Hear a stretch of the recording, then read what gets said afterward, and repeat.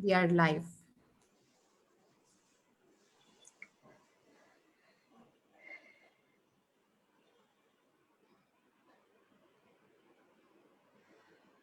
A very, very, very good morning, everybody, and welcome to yet another session from Anahata Yoga Zone, a talk on mental health. This is as a part of series of various events that we have put together and brought to you for the International Day of Yoga, the 7th International Day of Yoga, which everybody knows falls tomorrow.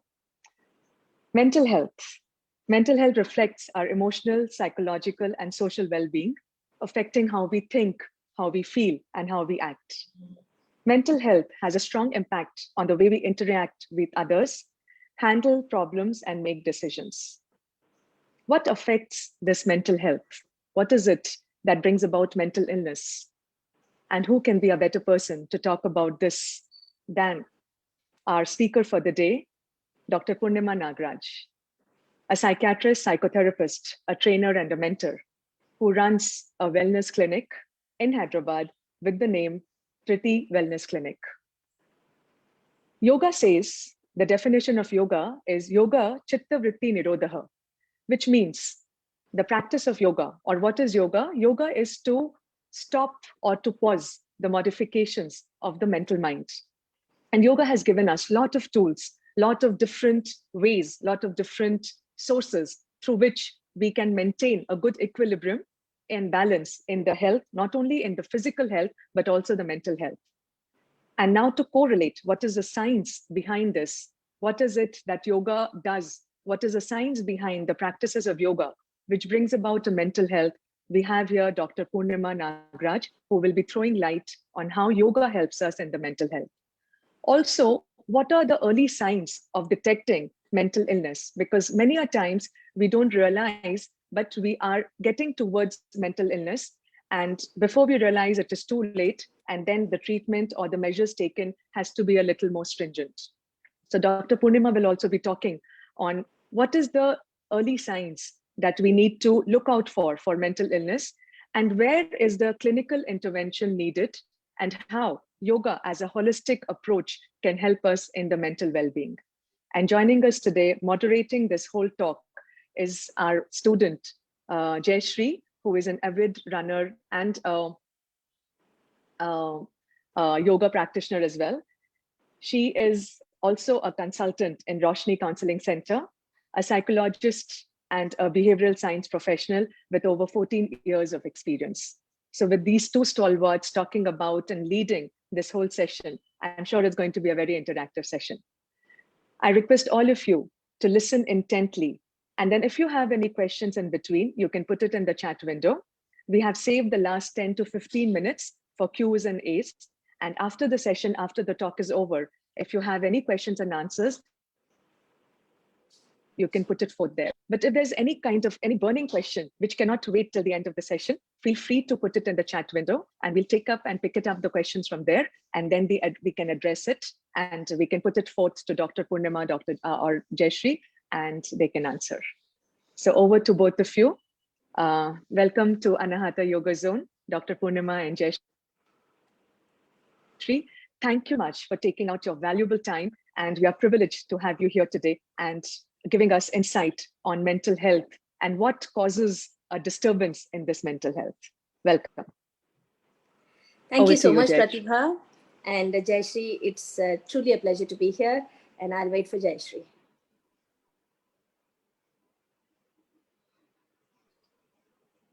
Deepika, I think you have to unmute Jayashree.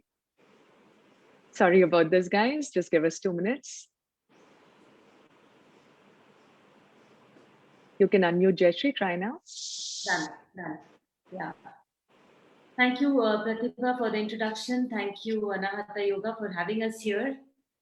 When I was a student doing my undergraduation in psychology in Calcutta University, we had a chapter on, Abraham Maslow's theory of needs. And, some of you maybe who've done management also may be familiar with it. And, it's like a pyramid, and right at the top of the pyramid is self-actualization. And me and my friend, we, when we read that chapter, we felt that, oh, wow, we are self-actualized already. we are reaching our potential, we are doing things, we are creative, we are active, and everything seemed in alignment with the highest category. Um, that was our mental state when we were in college. And then life happened, and we saw and we understood that yes, we've been very naive, and there's so many things, right? There's so many difficulties, so many challenges, so many ups and downs. And personally, my journey also has been, I'm sure like anybody else's, that there have been times and I have faced, the other end of the spectrum. Maybe adjustment difficulties, personal issues, failures, challenges, stress, uh, very close to depression also, if I may say, though I wouldn't be clinically treated or categorized like that. And very recently, I think I had a little, feeling of anxiety also in this second wave of the pandemic. So it seems I'm like, I have gotten a taste of both sides, maybe not all. And being in that profession again helps to understand more. And I'm very happy to be, sharing the platform and posing my questions for all of us to Dr. Purnima. Ma'am, to begin with, ma'am, let us talk about what is mental health. It's very difficult actually to define mental health, and there have been so many definitions. But basically, what it seems to kind of indicate in modern times is freedom from mental ailment, and a state of mind which offers physical, mental, psychological, and other forms of peace of mind. Okay, so when we say physical peace of mind, it means that all our bodily functions are in good working condition, and if we have any comorbid illness, we are able to control it. Psychological is when we are able to deal. It doesn't mean that, like you said, life happens, and life doesn't just happen. Sometimes it punches you squarely in the face. So the ability to deal with these issues, and we call it psychosocial stress. Different forms of psychosocial stress, be it family, financial, now pandemic related, children related, and this is the psychological aspect. And then to be in sync, physically, mentally, psychologically, emotionally, is called good mental health. So it doesn't mean to a lot of people, this means like, I need to be in control all the time, I need to be on guard all the time. No, it doesn't. It just means that you have to be aware enough to try and solve the smaller ones, the solvables, and to be able to deal with the unsolvables by taking professional help. And this is where the practice of yoga and the practice of a good lifestyle comes in, because as we all know, yoga can actually cause that bridge between the mind, the body, the psyche, to actually strengthen, and over time and with practice, to create an exalted sense of uh, peace of mind, and and helps us transcend over the minor issues in life. For the major issues, you might need to take help still, but still, if you're able to deal with the minor issues, maybe it won't even become a major issue. Oh, that's a fantastic point, I think, ma'am, you brought about that. Sometimes we need not wait till small problems to become very big and then reach out. Maybe we can, nip it at the bud. Yeah, that's a good takeaway, I think. Yes. Okay, ma'am. You did say that what is mental health. I understand, but generally, when we talk about, in fact, even the word mental, I think there is some negative connotation attached with it. Whereas we know that being healthy or good health, or even being mentally healthy, need not just mean that we are just sailing, or it can mean growth as well, right? It can also mean doing well, or reaching our potential, as what I was saying, self-actualization. So sailing is also growth, Okay. isn't it? So we have calm waters, we have turbulent waters, we have high tide, we have low tide, and these can be, the tides can be our moods also, isn't it? So sailing along is good mental health. If you're able to sail, and if you realize that your sails are torn, or if you feel that the sale isn't of a good quality, or you're not making the progress, you're not picking up the speed that you should, or if you feel the high waters are a little too high for you, that is when we practice what is called as lifestyle changes. We incorporate routines into our life that will actually help us sail better, and hold on to the sails a little, with stronger arms and a stronger heart. And as we go further in life, these arms become stronger, the sails will remain the same, because problems have an innate capacity of repeating themselves time and again. And but we are stronger, we are more equipped. See, I have seen a lot of people who respond just to breathing, when they have severe anxiety, and I just say, close your eyes and breathe. Okay, go sit in a quiet room, close your eyes and breathe. And after 10 minutes, I get a text again on WhatsApp saying, I'm feeling better, thank you. And we were able to avoid, the little melt in mouth, or, the SOS medications that we normally give as allopaths. Or even say an alternate medicine, there are drops in homeopathy and other forms that, can give you that little SOS. But just by breathing, if we are able to not take medication, or if you're able to avoid some medications for some conditions, I feel that's a job well done. And that is what, holding on to the sails actually means. Ma'am, I love the analogy. I think it's fantastic. And what I picked up is awareness, I think. There will be high tide, low tide, etc. What you said, but understanding ourselves in the situation and being aware about it, probably that itself is, helpful to ride or to just go ahead. Yeah. Most of us go into denial. Oh, it's not happening to me. It's happening to somebody else, but it's not happening to me. If you're taking the current pandemic situation also, see, you're having people who are falling ill and succumbing also all around you, but you will still go without a mask, saying, it's not happening to me, right? It's happening to somebody else, it may not happen to me. So that kind of denial, you see, is what we need to work with, to be able to increase your vision. Sometimes your eyes need to be big, bright, pointing towards the world. Sometimes you need to turn them in and look at yourself, look at your inside thoughts, look at your inside ideologies, and say, does this need a bit of a revamp? Can I just take, one standard deviation to the right or to the left, and will it make my life better? Will it make my thought process better? Mm-hmm. If I change my routine, if I become a little more austere in my self-care, in my thought process, would it help me tide over this issue? And these are thoughts, that actually inculcate growth. Fantastic. Ma'am, what are these routines or what are these lifestyle changes? Can you throw light upon those? So the first thing, sorry, you were saying something? What is it that, we can do on our part to, go ahead like that? So the first thing I would say for a lifestyle change, I know today is International, Yoga Day and all that, but, we've had yoga in our lives, since 5000 BC, right? 5000 BC, and then 3000 BC, it was quoted in the Gita. And then today, and then of course, Patanjali 400 BC. And all of these things, don't just say that, be a contortionist. A lot of people believe that yoga is all contortion, right? That you become a contortionist and your joints become extra flexible. And they don't realize that what each of those asanas do to the body and to the mind, Yeah. right? The way we breathe, the way we live, okay, what we eat, how, we focus our thought process in the form of meditation. All of these things, you see, these are your lifestyle changes. This is basically self-care.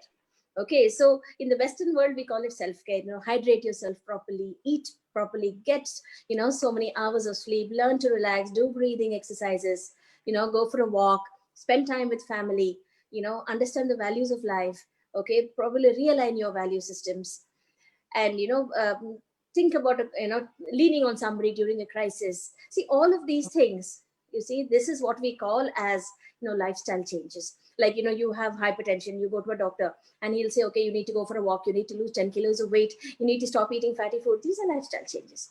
But for the mind, you see, that all of these included, we mostly focus on these symptoms of the mind and the growth of the psychological process. It's just like, you can align it with the rise in the kundalini. With each stage of the kundalini, until you reach the the head kundalini, it is a growth. You don't just, jump from one stage to another. There's so much effort and there's so much growth. So the same way, if you're looking at Maslow's, self-actualization also, right on top of the pyramid is self-actualization. It doesn't, figure anywhere in between. So it talks about in fulfilling all the needs. And then finally you reach a point where you transcend about these things, and none of these really have that much significance, and you're able to deal with your issues with, probably a better state of mind. I would not say with a smile on your face, but with a better state of mind, either to help yourself or with the awareness that you need help and to lean on somebody. Okay. Ma'am, coming to this, current times, and when we talk about mental health issues and all, what are the most common uh, issues that we see? So the most common issues, I actually have a slide for it, but it's okay. We'll talk about it. See, I call it real life. I call it real life drama, and because we can't stop ourselves from being anxious. See, suppose you get up, say, 15 minutes late. I'm giving you the simplest example on earth. During better times, of course. Get up 15 minutes late, and you're a little too late to pack your child's dabba and make them catch the school bus. Anxiety. Oh my god. Oh my god. Okay, or you're not feeling very well, and you're a little slow in probably finishing your early morning task before you rush off to work, right? Oh my god, anxiety, right? And then in that anxiety, sometimes you might forget the keys on the table, you might lock your door with the keys inside, or you might leave the stove on, the fan on, the geyser on. And then when you are halfway to the office, or maybe in the office and in the middle of a board meeting, all of a sudden you realize, oh god, I left the fan on, or the stove is on and switched on and the milk is on it, right? So this is, these are all day-to-day anxieties that we have. And at some point we start becoming obsessed about routine, checking, rechecking, rechecking, because we don't want to make that mistake again, because by the time we came back in the evening, the dish was burned to a cinder and the milk had completely evaporated and there would have been a fire accident. So the little things that make you anxious would start making you obsessed, and you start, continuously thinking about it. Did I do it or didn't I do it? Did I do it? Didn't I do it? Couple of times is okay, but then if you're spending about your whole day, sitting in front of your system but thinking whether you switched off the fan or the geyser, you see, that becomes a mild OCD, mild, moderate to severe OCD. So this is how you see we progress from, normal day-to-day activities into anxiety, incapacitating anxiety, into obsessive compulsive disorder, sometimes incapacitating obsessive compulsive disorder. Depression is the day-to-day issues, very overwhelming. You have work pressure, you have children, you have family to deal with, and I'm not only talking about women, the men too. The same thing, the work pressure, children, family, it applies to men also. And dealing with all this pressure can make you depressed. Something goes wrong, something, their schema of things, you're probably planning on a bank loan, it doesn't happen. You get depressed. Sometimes the depression is so much that you decide that life isn't worth living. You're looking at depression. Then, of course, there are some genetic and some gene-modulated disorders such as bipolar disorder and schizophrenia, over which we have really no control. We don't even know the exact inheritance patterns, and we don't know why it happens. We know that there are certain chemical changes that happen in the body, chemicals such as neurochemicals such as dopamine, such as serotonin and oxytocin and noradrenaline. These are all chemicals that, the levels change in the body, because of which we manifest certain symptoms like hearing voices, or you feel that the world is alien to you, or you feel that everybody's against you, that somebody might kill you. These are called delusions, and these are called hallucinations. So these are all your chemicals playing on your mind. And believe you me, we have had several studies where we found that meditation and pranayama actually brings down these the levels to normal, and it also causes oxytocin, the rise of oxytocin within the body, which is actually your happiness and your love a chemical, which actually makes you love yourself, love your life, and also it's a very good stress buster. So, and we have found this just, several studies all over the world saying that just meditation and breathing can cause this. Wow. And the other thing that we talk about is a personality disorder. All our childhood experiences, they stay with us, don't they? The goods and the bads. Just like you sometimes smile and say, for Sankranti, we used to fly kites. The same way you might have a bad experience which might actually take you, backwards. So thank you for sharing the slides. And can we have the next slide, please? So this is how our world was last year. Before March last year, this is how we were, and this is how we're all dreaming of our world back again. We're not, all these days we dreamt of a brave new world. Today we're dreaming of a world where things are back to normal. Oh, please, give me my life back. And unfortunately, we don't know when that's going to happen, but hope lives on. The next slide, please. Yeah. Work is no longer the same. I remember sitting in my office and thumping my patients on the shoulder, and giving them a hug when they were crying. And today I'm online. It is so impersonal, and the maximum I can do is probably give them a fist bump, a virtual fist bump. And all of us are suffering. That's the classic IT industry that has taken the biggest, probably holding the biggest issue. So many people are being waylaid from work, and all the offices are closed, gathering dust, and people working from home hate it. The next one, please. A lot of people today are, it's been happening through the ages, but when anxiety and depression really get to you, one believes that external pain can actually help you forget your internal pain, and there are so many self-harmers. And while this picture is a little graphic, it's meant to be that way so that people understand that you need to love your body more. And here again, I say that meditation and breathing help you understand your body better. And this is where, of course, I'll come to that later, but self-harm has become a little too common. I have 6-year-olds who are self-harming. Yeah. I have 3-year-olds who say, if I hit my head on the wall, I feel better. A 3-year-old who can barely talk. So frustration, depression, anxiety are on the increase in this pandemic, has really changed our lives. But let's look for ways out of this. The next one, please, ma'am. This was the rage last year. That's the blue whale, where people scratched the blue whale onto themselves, and it was, people were actually jumping off buildings at the behest of, a whole bunch of psychopathic teenagers who put together this game. This is also called this ghoulish looking doll is also called the Momo challenge, which is also similar. And in legal terms, it's called abetment to suicide, which means that people are encouraged to kill themselves, and all the vulnerable people who are going through sickness, sadness, or having issues in their life. If when you put it up on social media, which is our venting, and it's our scratching post right now, it's our venting post. Such people were actually cordoned off, and these are all private messages. It's nothing you can download. They were all private messages, which actually caused a lot of unrest among students, and this continues to happen. When one game is shut down, another one starts. So there's a lot of abetment to suicide. And recently I came across another site that claims to help people who are suicidal, but actually they give you books on suicide. They give you the number of drugs you can take for painless suicide. So you see, there's a lot of unhealthy practices around the world. And that's why the reason why the slide is here is because we want to be able to strengthen your minds to not fall for these kind of things, not get addicted to these kind of games, or any kind of game for that matter, to be able to focus better, to be able to think better, and to be able to transcend about these things. Like I said, you need to just move up and say, this is not for me, and also help people who are probably falling prey to such things. The next one, please. Ma'am, can I interrupt here, ma'am? Yes. Ma'am, what is this pull towards such things? So at some common sense level, we know that, this is not correct, or something is not right in this. But then why do people get into this at all? See, one thing is, we have learned to romanticize death.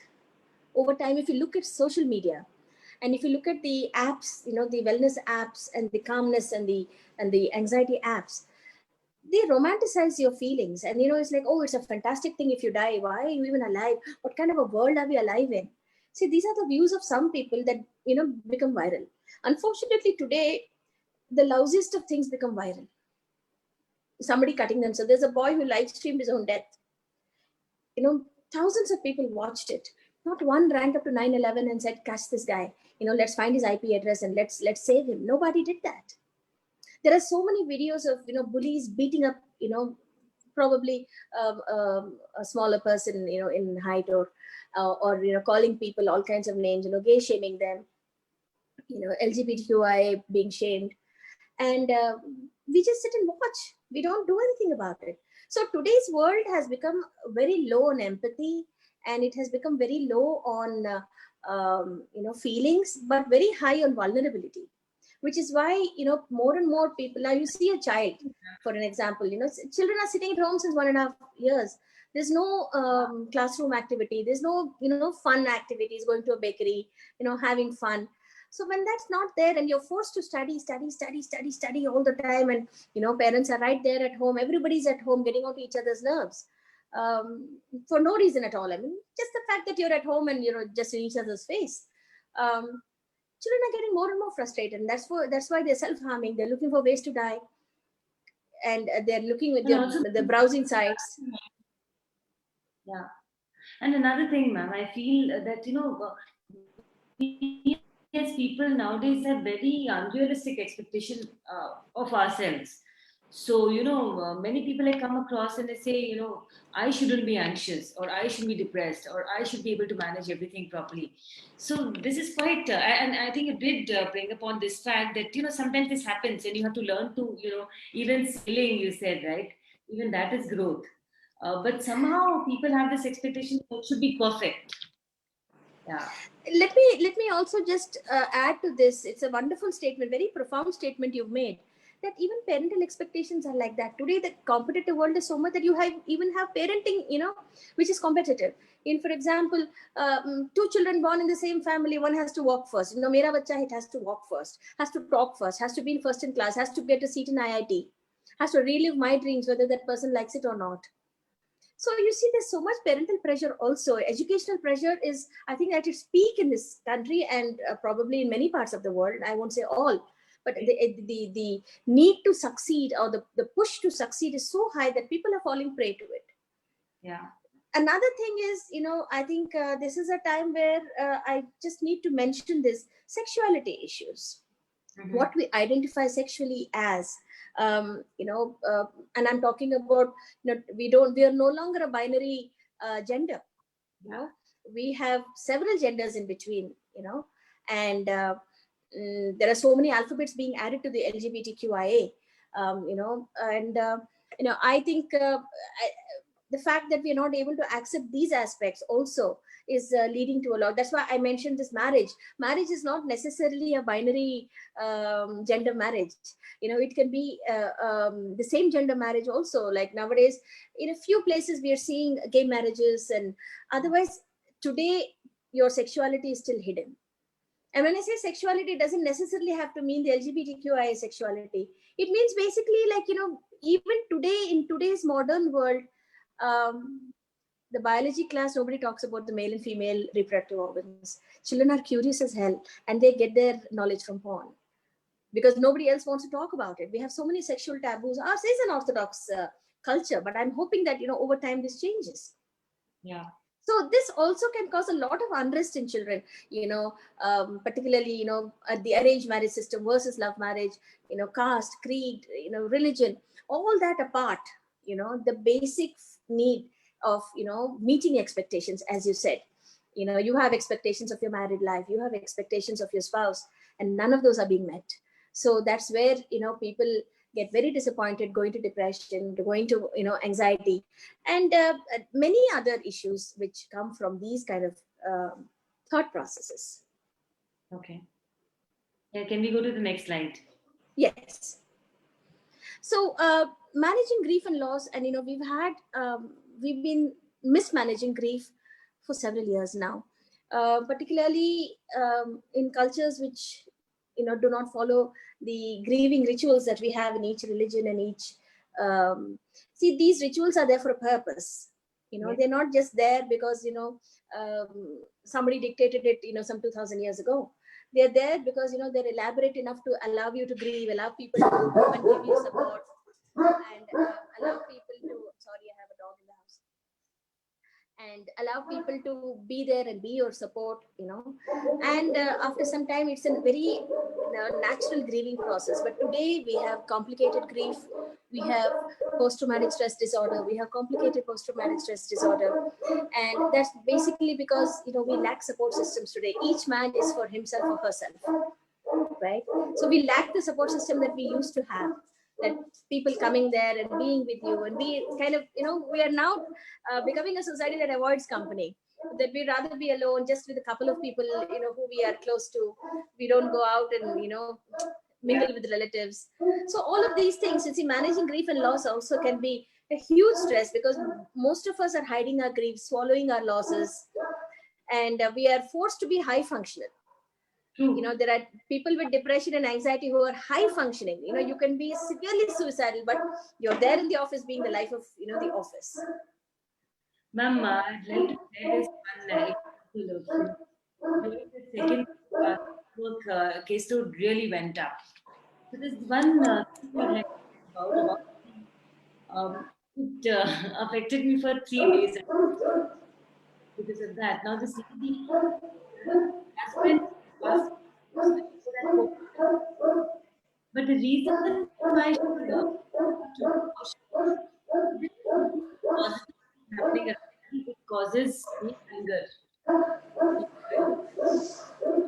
Like, her husband passed, not take. And then when she has not at all. I didn't catch that last sentence. I'm sorry. I realized that she has not really tried.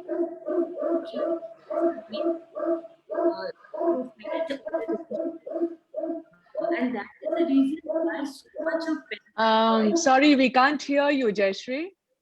We are not able to hear the conversation. Yeah, now I think it should be fine. Is it from my end? Can you hear me now? Yes, it's a little better now. Yes. Okay. No, so I was saying that, because she did not really express the emotions after the loss, it was very difficult for her to, come out of it, and really life was becoming difficult. Going through the process also is important. Yes. See, the thing is, previously when a woman was, say, carrying a child, I'm giving you very simple examples. She had, 3 months where she would just be in her parents' house the last 3 months of her pregnancy. The next 3 months of her pregnancy, there was no work pressure. She would get back to work whenever she wanted. Sometimes they would take a year off. I'm not saying that you should. I'm saying that was a situation then where both the mother and the child would get some, time out. But today, they work until, say, if you're delivering tomorrow, they'll work until 10 p.m. tonight. And as soon as you deliver, getting back to work, the life has become so fast track that you have to do it if you have to keep your job or, save your salaries.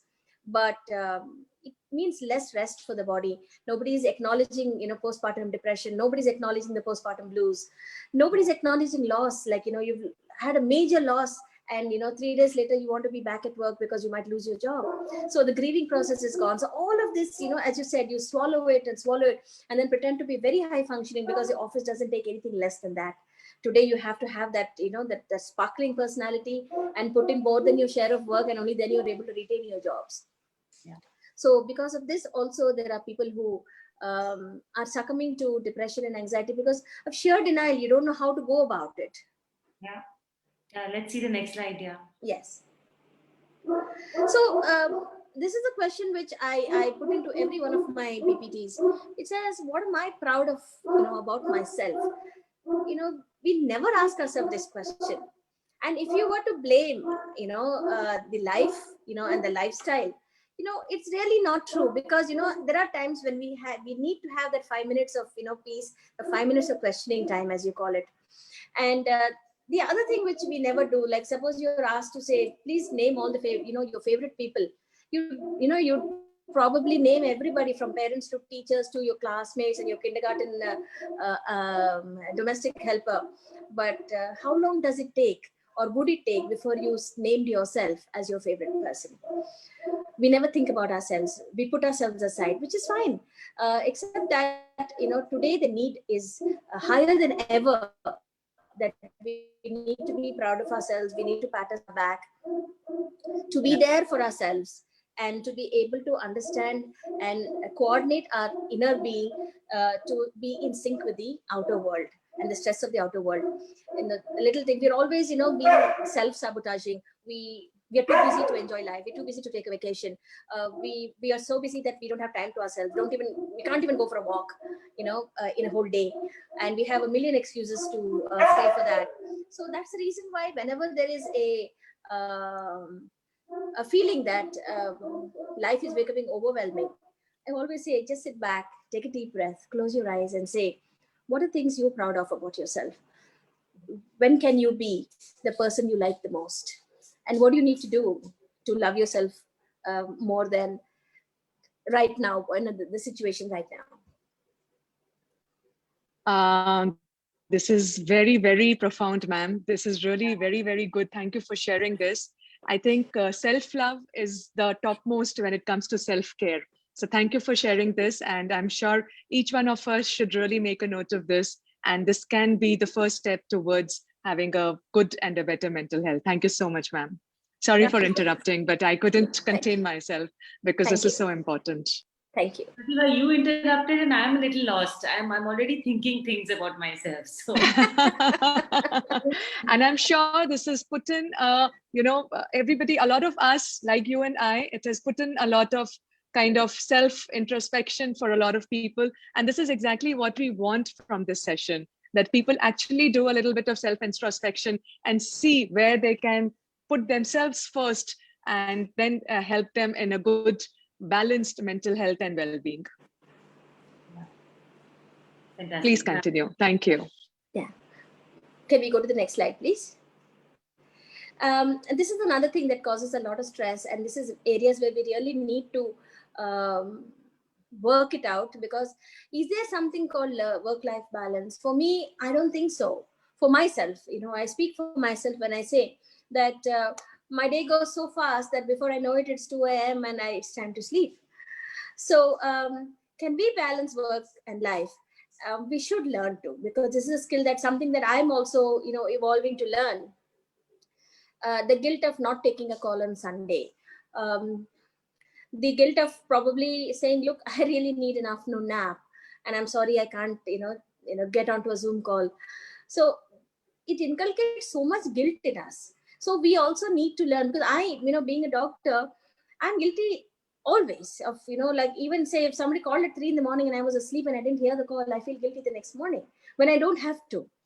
Okay. Because we are human beings and we have, natural needs like sleep and hunger.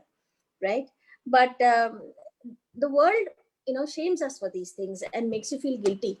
I have patients who ring up to me and say, "Kya doctor sahab, bahut busy ho gaye kya, aap phone bhi nahi utha rahe?" That would have been at 4 a.m. Okay, was there something important? And they would say like, "No, I just want to take an appointment at 4 a.m. Seriously." And then when you say like, it is 4 a.m, don't you think you should be, "Arey, hum to shadi pe gaye the, doctor sahab." So you went out, you're having fun. Why are you killing me? Right? But they make you feel guilty. Because of that, I didn't get an appointment. Because you didn't take the call, I didn't get an appointment today. It's irrational, right? But that's how the world makes you feel. Oh, you're gaining weight. People will notice the first thing about you. You would have got a promotion and a fantastic, you'll be having a fantastic life. Hey, did you gain weight? That dress is a little tight for you. Or that color doesn't suit you. So we live in a world that is steeped in negativity. That's the reason why balancing life and work become very difficult. And a lot of people put life aside to get into work so that they don't get to hear all these things. If you're busy working, you're away from the negativity, but then work has its own share of negativity, which we need to face. Right. So this balancing of work and life, I have never been able to teach myself this. And fortunately, I'm able to teach a few people who come to my clinic about this. But in my own life, I have no work-life balance. And this is something that we should all strive to understand, at least, if not inculcate. Yeah. Ma'am, I wanted to ask you for a tip on this actually, but then, what will help us to, because this is also very important, because every time we are surrounded with so many things people tell us, and then we put all those things ahead of us. So what is that takeaway? What is that tip that you can sort of tell us or share with us that we should really look into, that we keep ourselves first and then we find that work and life balance? So one tip, one takeaway which you can share with us, ma'am. I don't know if it's too early for me to ask, if you've already planned it, but I just, No. Let me tell you this right now. What I am doing is, giving myself at least an hour, a day. It can be after everybody goes to sleep, or in between your patients in the clinic, or in between work. You really need to first plan your day in such a way that you get anything between 15 minutes to an hour at least for yourself. You can paint your nails, you can go for a walk, you can just lie down, you can just breathe, you can do anything you want. But that 1 hour or 15 minutes or 10 minutes, whatever you can spare, start with a small amount of time, and then kind of let it expand. The other thing is paradigm change in our attitude, that work is everything. Like I said, we have so much guilt if we don't take calls. We have so much guilt if your boss calls and wants you to do something and you're unable to do it. So if you're so guilty because you're sitting at home and you feel that you're useless, though you put in a full day's work being a homemaker. So what I'm trying to say is that the first thing we need to do is stop feeling guilty. The next thing we need to do is tell ourselves that, look, this is, if I am there, it's like aham brahmasmi, the universe is me and I am the universe. So if I am okay, I'll probably be able to do a lot more for the others around me. If I'm not okay, then there's nothing I can do, not neither for myself nor for the world. So let me sit down and practice self-care. And you need to remind yourself of this, because it's not something we are used to. We are used to all the Sitas and Savitris of the world who have who are altruistic to beyond a point, and we are taught self-sacrifice and to live for others and all of that. Nobody ever told you, even in our old scriptures, that you really need to take care of yourself, that you need to be there for others. You need to be there for yourself first, and to be there for yourself is probably the biggest task. So from today, let's all make up our minds that we're going to be there for ourselves, pat ourselves on the back, take a deep breath, and just go through life. But at the end of the day, relax, unwind, maybe write a journal.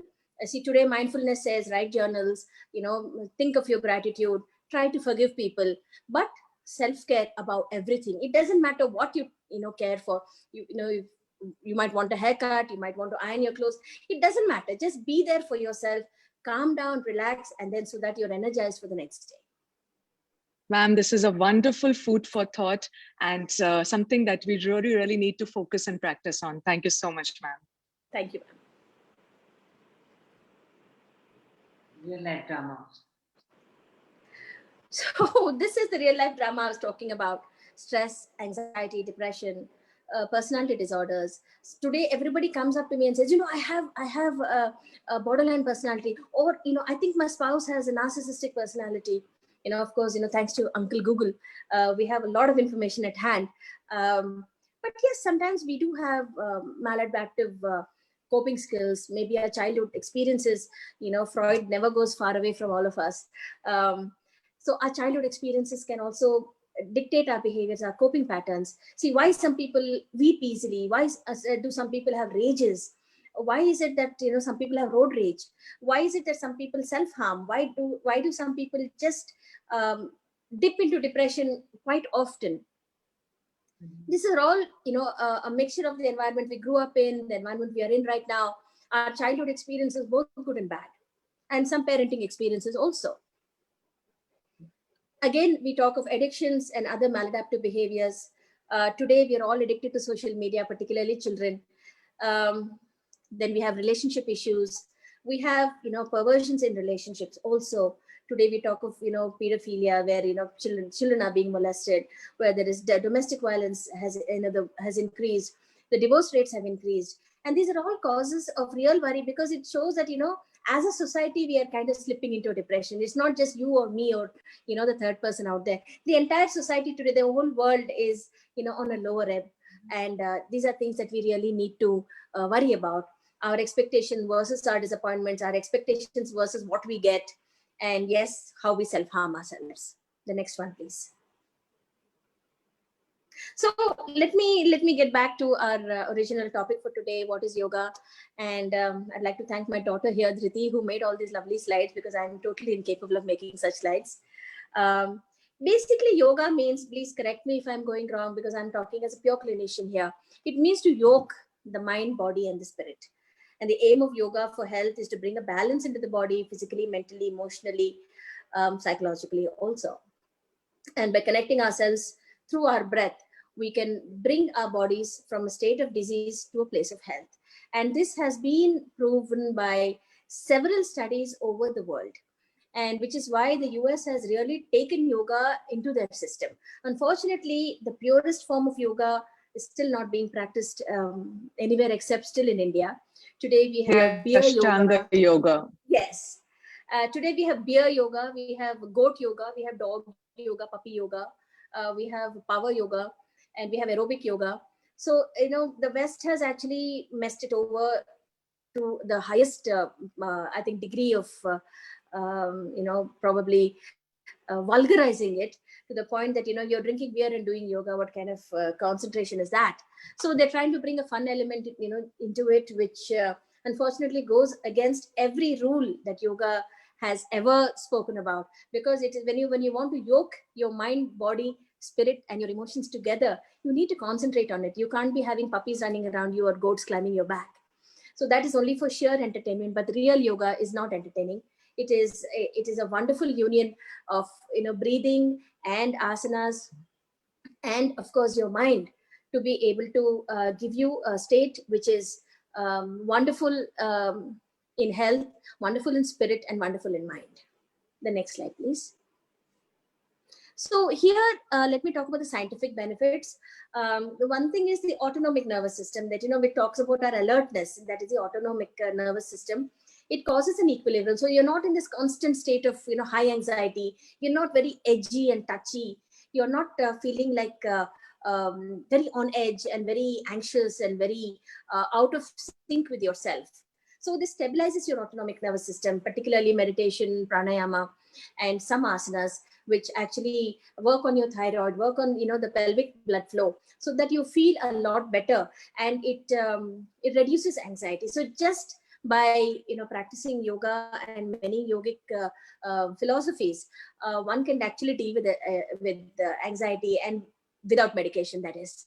Okay. And yoga is the principle behind biofeedback. We have a huge biofeedback machine which costs millions of rupees. And what they do is they make you conscious of your pulse rate, your blood pressure, your heart rate, and your respiratory rate, so that you can control it with your mind and bring it down, and therefore reduce anxiety, which is what yoga has been saying since 5000 BC. But today, it's the West, unfortunately, and I feel terrible about it, that the West has to be, doing all this, that the West has to popularize something that has been in our hearts, in our mind, and in our blood since, several thousands of years. Even the EEG, this EEG means the electroencephalogram. So we have alpha waves, beta waves, delta waves. And so the alpha waves, which actually mean that, mind is in a state of rest. Okay. They increase during various stages of, that's meditation, not medication. I'm sorry about that. So during various stages of meditation. Unfortunately, medication doesn't do it. What it does, it sends you into the beta waves, which actually are sleep waves. So today, if you are practicing yoga for anxiety, it would be able to deal with your anxiety without making you fall asleep, or give you a tranquilizer or an antidepressant. It would be able to elevate your mood and bring you to a higher level of consciousness, which are your alpha waves. And they have found that people, particularly all the yoga stalwarts, have been able to attach EEG machines to themselves and go into the transcendental trances of meditation. And they have been, they have been able to change their the EEG, the brain waves, to alpha waves, which means that you're in a state of higher level of calm and a height of exaltedness. The next one, please. To add here, Yes, ma'am, we have a practice in yoga, which is a yoga nidra. It is one of the stages of pratyahara, which is from the Ashtanga yoga. So when people are practicing yoga nidra, it has been scientifically proven, like you just mentioned, when the machine is attached to the brain waves is very high on alpha. So immediately the conclusion is that yes, when they practice yoga nidra, they go into a state of high alpha brain wave, which is of calm and a lot of relaxation. So we do have a lot of practices, as you rightly mentioned, in yoga. So one of the practices is yoga nidra, which I just wanted to share here. we used to joke about this. I'm sorry, this is anecdotal, but whenever, we used to be so tired as medical students, particularly when during our house surgery, so we used to fall asleep on the table. And my internal medicine professor used to say, you should all practice yoga nidra so that, you don't fall asleep on tables. Right. You get your energy back and you just get yourself Yes. rewired back. Yes. True, ma'am. True. So the other benefits, the EMG, the electromyogram, it means that, when your muscles are very tight and all tense, if you're able to do, meditation, yoga and breathing, they actually relax your muscles. Okay. And today the West has this guided meditation or guided relaxation videos. You'll find them all over the place. There's a psychologist called Sam Harris who advocates it big time, both for children and adults. But if you actually look at it, and if you listen to it, it's just, meditation with nature sounds, which is what we've always been doing. We love the sound of rain. We love the sounds of birds chirping. And we also, it teaches you to kind of hold your breath, let it go slowly, close your eyes, concentrate on and, increase your focus. Sometimes, tense your muscles and then relax them, which is basically every bit of it has been taken from yoga. And, it's again Yes, ma'am. It's popularized in called, the West. Sorry to interrupt again. This is progressive muscle relaxation, as we call it in yoga. Yes. It's called the Jacobson's technique, which we teach a lot of my clients who have anxiety. It's called the Jacobson's technique. And Sam Harris also has got a lot of his techniques, which have been popularized big time. So again, let me also go into the cardiovascular efficiency, which increases because of the breathing, the respiratory volume. See, today I always tell my patients, particularly post-COVID patients, please do pranayama, do lom vilom. Maybe Kapalbhati is a little too much for you because, your capacity has gone down, but maybe you should progress towards all the different forms of, yogic breathing so that, your respiratory volume increases because your lung has been damaged by COVID. Then gastrointestinal function, people who have acidity, people who have acid refluxes, people who have a hiatus hernia, people who have it will identify with the names, and also people who have indigestion, flatulence, gases, and piles. All of these people, they certain asanas and certain breathing forms are very good. It normalizes gastric function. Again, endocrine function. Also, people who have thyroid, we all know which asana is for the thyroid. The pressure of the entire body falls on the neck at that time. And the Sarvangasana, yes, the shoulder stand. Yes, ma'am. So Sarvangasana is one of the best for thyroid function. And also for, excretory functions, people who are infertile, people who have infrequent periods, PCOD, musculoskeletal issues, autoimmune issues, rheumatoid arthritis, all of these things greatly improve. And more than anything else, when you do yoga in a very nice, calm, and if you're doing the yoga, the postures and the breathing the right way, the way you've been taught, most of your excessive hormones, get regulated, both for men and for women. And again, what is produced is oxytocin, which gives an extremely high sense of relaxation and a very high sense of well-being, which is what we want, don't we? So these are all the benefits of yoga, which nobody really realizes. Even in school, when you have a yoga teacher teaching you yoga, everybody's giggling under there, and that they're not doing the yoga postures properly. Some of them are also, if you don't do it properly, there is a danger of maybe overstretching a muscle or getting a back problem. And my daughter used to have, she had a disc prolapse when she was about 15, 16 years old. And there was a whole bunch of doctors all over India who said she needs to have surgery, but just by practicing yoga and meditation, today she's perfectly fine playing basketball. She's become a doctor on her own, and she's doing fantastic just by practicing yoga. And even today, she might not eat, but she will do her Surya Namaskaras and only then start her day. So I think, a healthy practice should be inculcated when our children are very young. And I think the value system that, yoga imparts also, it's not just, like I said, it's not just a body contortion, or it's not just some breathing exercises, as people call it. It is a discipline. It is a way of life. It's a way of thought, and it's a way of well-being. It's a certain path to well-being. Can we have the next one? This gathering where there are a lot of yoga students and all, we're very happy to hear all this, very scientifically structured manner. We are very happy to hear all this information about the benefits of yoga. Some more benefits here, and this is something that my daughter and I put together, because this is what helped her, because she had such a major problem that 4 of her discs had prolapsed and she was only 16. And she was actually a reasonably decent sports person. She was taught yoga in school, but it didn't help her. And her the 2 years of 11th and 12th, which are extremely traumatic for our children who want to get into professional colleges, I think she went through that, and her spine was out of alignment completely. So with yoga, her posture improved, her strength and resilience improved, particularly lower back strength. Her endurance is very high now. She can run 10 kilometers and there's no problem there at all. Her energy levels have increased. Her mood got elevated, because she used to be so anxious and depressed because there was a lot of things she wanted to do which she couldn't do because of the pain. And in fact, we took a year off also. Gave her a break year because of her back problem. So then you see her weight normalized, her sleep got better. And on days when she doesn't do her asana, she tells me, I didn't sleep very well in the night. And her immune function has become normal because she has a thyroid problem. All her pain has completely disappeared. So this is our personal experience. And yes, there is a lot of scientific studies. I of course got this out of many articles, but this resonates so much with me personally, because I've seen this happen with my daughter. I've seen it happen with me. And today I'm a lot more flexible than many people. See, if you ask today a 14-year-old to touch their toes, most of them stop at their knees, because the spine is so inflexible. So we always say an inflexible body is also leading towards an inflexible mind. So tomorrow, if your body is not listening to you, why will your mind listen to you? The mind is more like a deer. It's jumping here and there, isn't it? That's the reason why, Shiva holds a deer in his hand.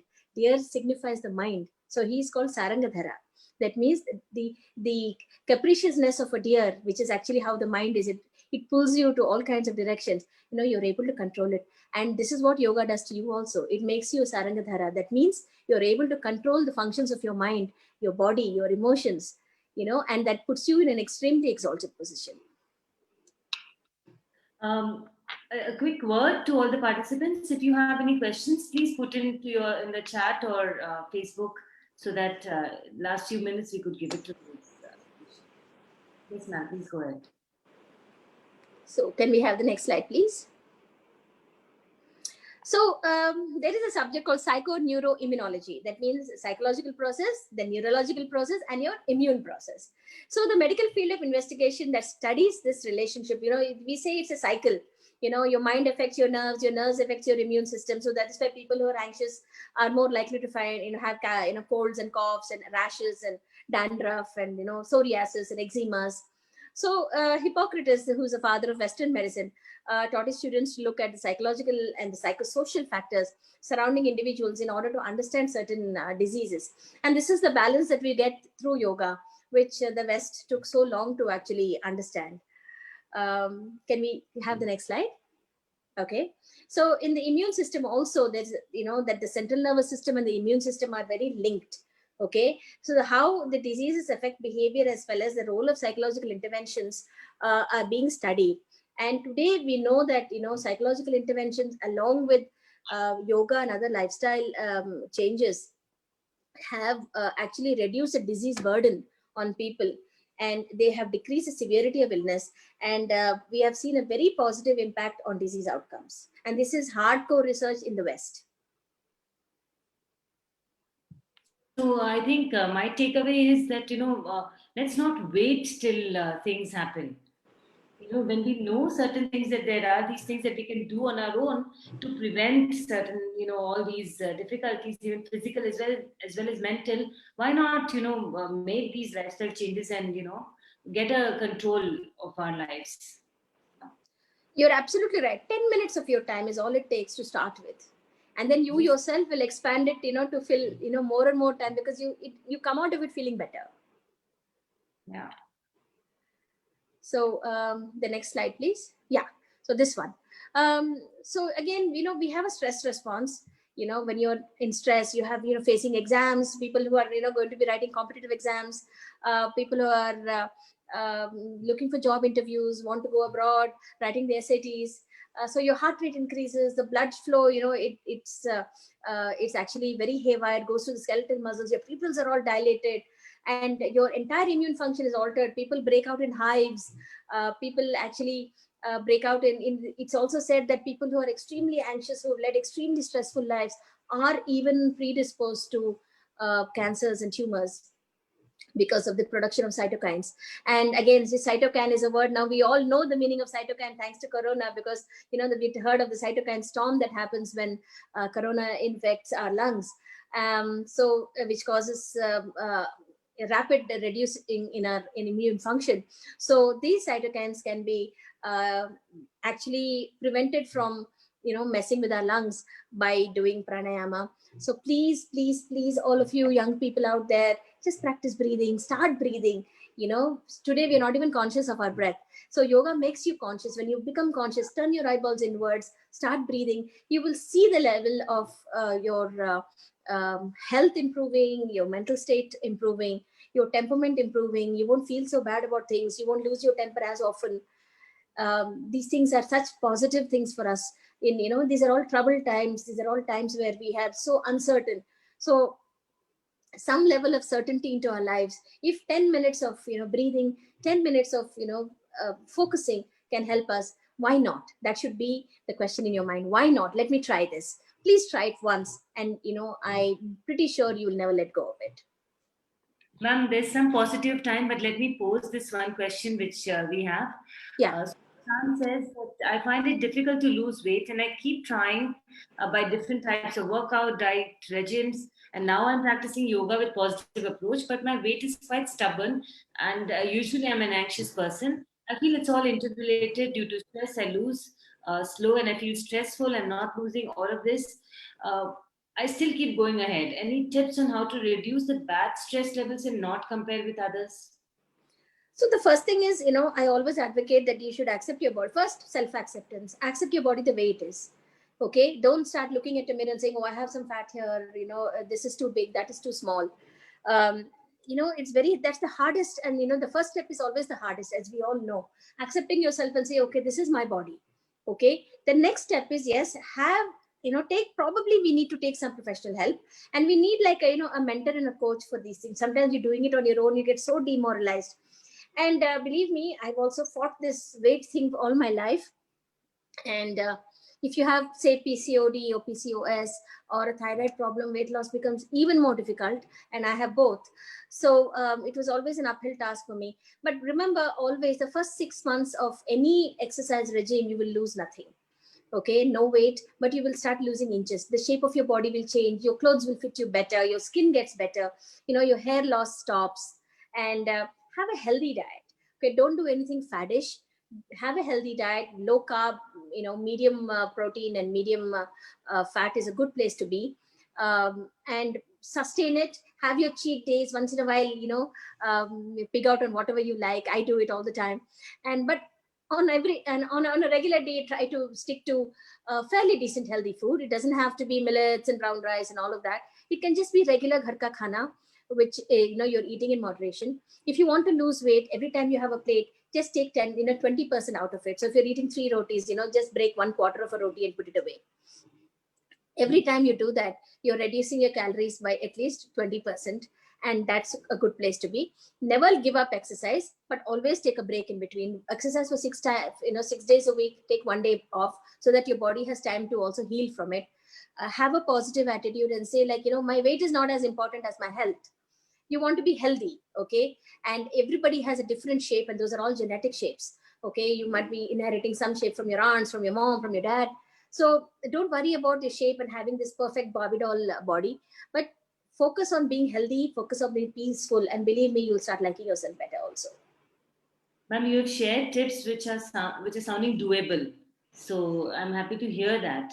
There's a tremendous power in, it's called compound effect.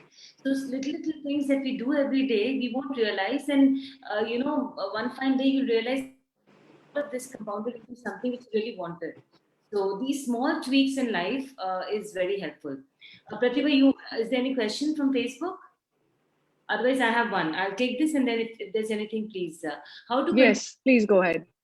And the question is, Anjali says, how to control the thoughts which come, and even sleep get disturbed at night. I get up in the middle of the night, not able to sleep for hours, and it started to affect my hormones too.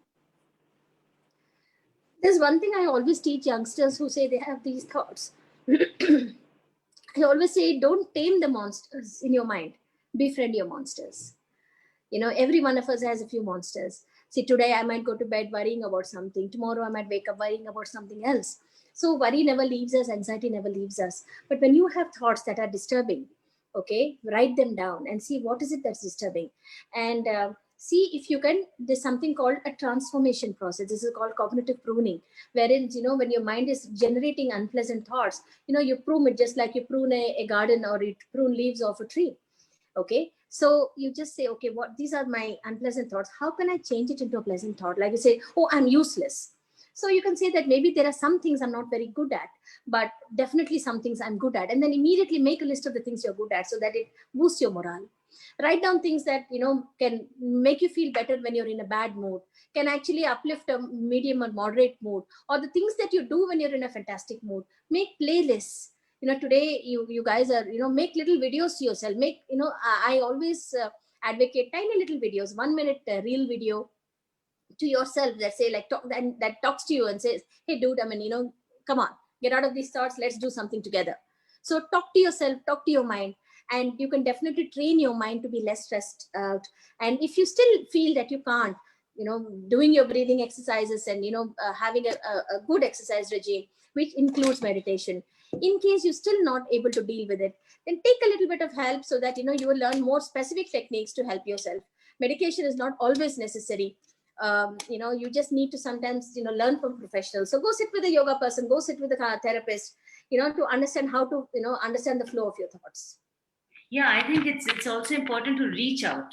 In case there's a problem, you're unable to deal with it, then it's totally all right. It's a sign of strength, actually, to understand yourself and be able to reach out. Ma'am, another question: from a frustrated anxiety mind, how can one transform to a goal-centric or goal-achieving one? So one thing is, you're downplaying your own achievements. I'm pretty sure you're not a person who's not achieved anything in life. Yeah. But the only thing is, we pin our happiness to a Nobel Prize or a Magsaysay Award. We don't pin our happiness to doing some helping somebody, or doing your work properly the whole day, or having a good day at work. These things don't count, because we are looking at very, very big prizes for our for our blocks. Basically, this itself has created a block. So one thing is, sit down today, open a book, and write down all the things that you have achieved in your life, all the challenges that you have overcome. It could be something small, like maybe walking to school was very difficult for me, then I picked up the stamina to walk to school during my childhood. Okay, or I was able to deal with the financial issues that happened in the struggling days of my life. So please give yourself credit for the things that you've done. They're not necessarily very big things. They can be the small things that add up to a huge wave. And the other thing is, what are the things you want to achieve? Write down your dreams, and then work out a plan A and a plan B to achieve, maybe plan C also, to achieve those. And if that one is not, if you don't bang your head against a rock, if you feel that that particular achievement is not happening, then you look for a detour, do something else, and then come back to this with renewed vigor. So it's all about planning. And here also, if you feel that you're having low self-esteem and you're not able to fight it, maybe a little bit of professional help will help you. Ma'am, I saw that you mentioned writing a number of times. So what about that? So when you write, it becomes objective, right? Like, suppose I think I have these feelings that I'm useless, and I write it down and say, like, I'm useless. Then you look at it and say, like, really, no, isn't it? I'm not that useless. So immediately the mind itself brings out a restorative statement that says, like, no, you're not that useless. Okay, maybe these couple of things, these skills you're not very good at, but these skills you've been pretty okay at, so why didn't you try those skills? The solution, like, stares at you in the face at that time. Okay, and you're able to work out solutions. That's the reason why when you think in your mind, there's no end to the thought. But when you write it down, it becomes objective. And then you can even show it to somebody and say, look, these are the things I think about myself. And they'll say, nahi yaar, aisa nahi hai. Ye waisa kiya na aapne, aisa kiya na. So you're getting solace from outside also, and you're getting that, the reiteration that, you're not as bad as you think you are. And that will, give you a positive feeling. Yeah, it gives you a perspective. Yeah, Pratima, I think we have extended the time. Would you want to take it up from here? Yeah, just one last question. Ma'am, so there's a lot of stigma and discrimination associated with mental illness in our society. A Yes. person who's having diabetic issue or blood pressure, he will openly talk about it. He will discuss it with his friends. He will not waste time to go to a doctor and, seek medical help. But when it Yes. comes to any part of mental health, there's so much of stigma and so much of discrimination. Why is it so? And what is your take on that, and why? But when we should see these warning signals, and when we should go and take clinical help, ma'am? So the first thing is, the mind is such an important part of the body, which is why, we want it to function normally. So even when you curse somebody, you say, are you crazy? Even without thinking about it, we say, अरे वो तो पागल है. But we don't say, अरे वो तो fracture है, यानी तो वो, वो कोई फुंसी है. ऐसे तो नहीं बोलेंगे ना. We don't say these things. We'll say, we say, अरे पागल to somebody, in different languages. So the mind, it just goes to prove how important the mind is, how important it is that, we belittle it. And the other thing is, we always, we remove the body from the mind. So it's okay to go to a cardiac surgeon. It's okay to have, talk about very embarrassing surgeries in public or embarrassing illnesses in public. But the minute you say, I have depression, people step back. True. So the only thing that, I would always tell the youngsters is like, please, reduce the stigma. Labeling somebody as, just like now today, the people always label the LGBT and say, you're gay, you're this, you're that, as an insult. So please imbibe these qualities that say that, bullying, because of mental health issues is not wrong. If you notice somebody with a cut on their arm, please ask them what's wrong. In fact, the WHO has said, depression, let's talk. That's what their, 2 years ago, that for Mental Health Day, that was their slogan. So please talk about it. If you have any untoward feelings, talk about it. Don't make fun of somebody. If somebody's taking medication for depression or anxiety, please don't make fun of them. It's something that they really needed all along. Just like you're taking medication for your thyroid, if that's okay, why is this not okay? Please, the youngsters, at least, you're the ones who can actually break the stigma. So please go ahead and break it. Please pick up mental health advocacy as something that is really, really important to you and for the society you're growing up in. Is it because mind is tangible, that is why people sort of it's stigma and we don't talk about it and it is discriminated? Is it because it is like that? It's like the mind is not tangible. You see, basically it is, yes, one thing, you're absolutely right. The other thing is, it's because, one knows the importance of the mind, isn't it? That without it, you're nothing. So that's why anybody with a mental illness is immediately struck off the list of, human beings, struck off the list of anything for that matter. True, very true. Thank you. That was really, really very enlightening and it was Sunday afternoon well spent. So we cannot belittle the importance of mental health. And the very first signal, the very first thing, a few takeaways from this session is self-love, definitely. Self-love. And do 10 minutes, 15 minutes, do something which you're really interested in. Not really goal-oriented, but just do it for the sheer love and pleasure of it. So put yourself first is the first step towards good mental health. And as ma'am rightly said, if you are well, if you are feeling good in the skin, definitely you can spread that all around you. So that feeling of happiness, that feeling of love and compassion, which you hold for yourself, you are going to only multiply with people around you. So that's a big takeaway, ma'am.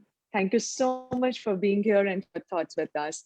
And one thing I would want to add, also said that whenever you have a negative feeling or a negative expression comes into the mind, replace it with a positive thought.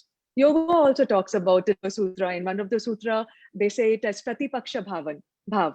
So pratipaksha bhav is whenever there's a negative thought or wherever there is something which is going to harm physically or mentally, replace it immediately with a positive thought. And I think practicing gratitude can go a long way into creating this pratipaksha bhav. So thank you so much. Thank you all whoever joined us and spent your Sunday afternoon with us. Thank you, Shri, for coordinating this.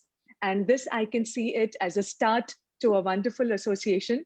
We're not going to limit it only around the International Day of, because I think mental health is really a subject very closely related to yoga, as ma'am had also presented it so well. So we look more forward to more and more these sessions, very enlightening sessions with you and with Jayashree. Thank you so much for giving us your time. I have one last thing to say to all the listeners here. May I? Ma'am. Yes, please, ma'am. So, please go ahead. I just wanted to quickly run through, I'm sure you would have already done it, but this is the classical yoga. We talk of yama. Yama is a social restraints or our ethical values. Then we talk of niyama. Niyama is a personal observance of purity, tolerance. Okay, so be tolerant towards others. And asana, that is a physical exercise. Okay, then pranayama, how you control your breath and then how you regulate your breath. Then you have pratyahara, which is a sense of, how you prepare for meditation by withdrawing from, the world around you. Then you have dharana, which is concentration. And then you have dhyana, which is meditation. And then you have samadhi, which is ecstasy. If you're able to follow any of these, all of these, I think definitely our lives will be a lot better and we'll be able to work with, our mental health issues also. Thank you so much for this opportunity. And thank you so much for a wonderful session. Thank you for summing it up so beautifully, ma'am, because that is Ashtanga Yoga. Unfortunately, we are just practicing one more. We're giving importance to one limb. It's like a chair has got 4 legs and we're just concentrating on one leg. The chair will be wobbly. So your yoga practice, if you really want to have a stable, proper yoga practice, practicing the Ashtanga Yoga with the 8 limbs together, as ma'am has mentioned, is very important. Thank you so much for summing it up so beautifully. Thank you so much. Thank you, Jayashree. Thank you. Namaste. We'll be ending the meeting here. Thank you, everybody, for joining us.